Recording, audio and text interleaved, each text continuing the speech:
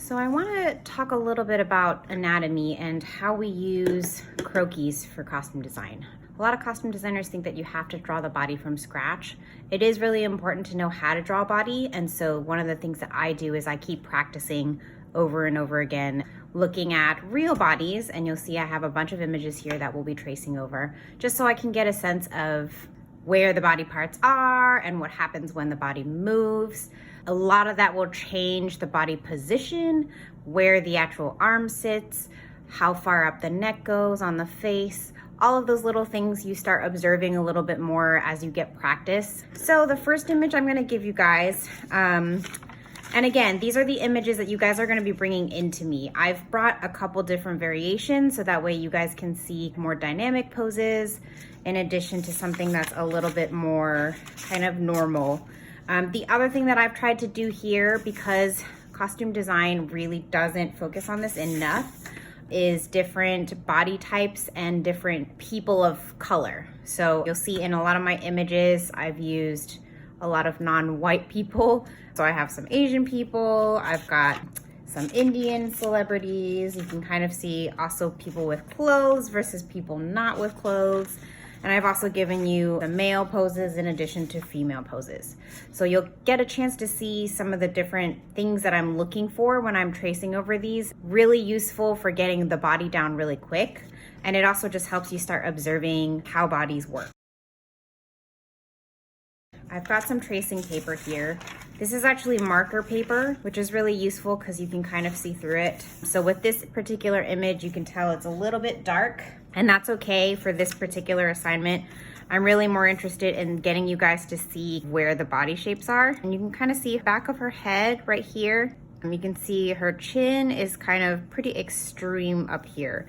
And then the back of her neck, hopefully you can kind of see a little bit of where her actual body is. Now, because this is pretty dark in the image, it's helpful sometimes to print out a little lighter if you have a capability to change the setting on your printer at home, or you can even ask someone at Kinko's to do this. It's pretty easy. I'm checking underneath where her actual arm is. You can see that her bust actually comes out here, and she's got a little bit of a twist. With her body, I'm starting to see the shape, and again, constantly checking underneath. She's got her arm reaching back here. Now in this case, you can choose to trace all of her fingers. Because I'm trying to get you guys to do this fast, you can even just do a little shape, so that's where the arm sits. Okay, now again, I'm not looking for precision just yet. I'm just looking at your way to observe the body. So again, we sort of have one buttocks here. Then it looks like the other one is out here, and she's pretty muscular, which is great actually for this exercise because you really get to see where the body separates, where those major points are. Now I'm guessing a little bit here because it's starting to get a little dark under my image.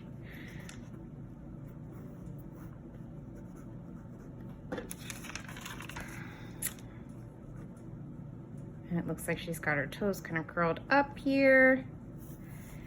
Now, when we get to the other leg,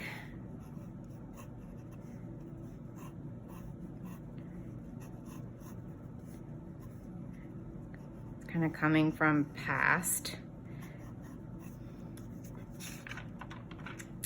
And then it looks like this is the back of her leg.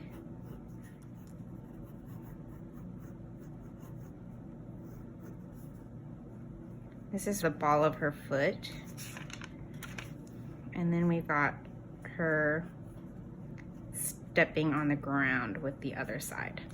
So you can see here the things that I'm really paying attention to. We're not looking at hair yet. We're just looking at the shape of the body. You can see because she's twisted here.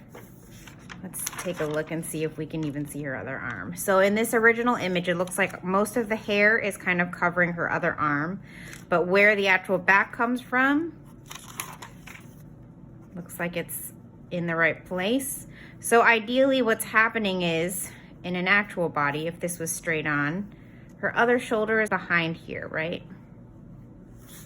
Now we don't ever see that, and that looks kind of weird, of course. I'm gonna erase that for you so you don't get confused.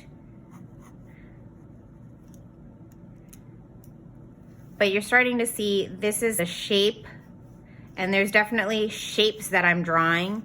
And you can see even down here where I drew the ball of the foot, you know, I actually kind of lightly drew in the ball, even with the actual foot itself. We're made up of quite a few different shapes that are easy to figure out here. And that's usually how I start looking at and observing, okay, what shapes are here? Is it wider at the top? This is sort of a trapezoidal shape for the calf, and you're gonna wanna have it a little more flat on one side. We start seeing the bulk of the muscle on a calf muscle tends to be much wider at the top, and then the bottom half becomes almost triangle if we're going all the way to the point. Same thing with your upper thigh. This is a little bit more of a rectangular trapezoid going out towards the knee, and you can have your kneecap here in a circle. And then again, the buttocks is one shape where you kind of have two circles here, and you can start seeing that shape kind of makes up that body part, and then the rectangle kind of comes out of it, or the trapezoid comes out of the butt. Same thing with the other leg. Because we're overlapping a little bit, you know, this leg actually comes out from the other part of the body. If you're gonna draw a line to create the shape, you're going straight all the way from her head, and she's sort of doing a curve. So if we were to do this shape on the side, that's kind of the shape we're going for, right?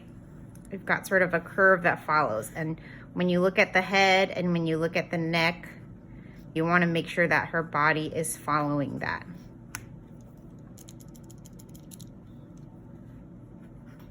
Right, so if I was to draw a little miniature of this, now I'm getting really small shapes down really fast.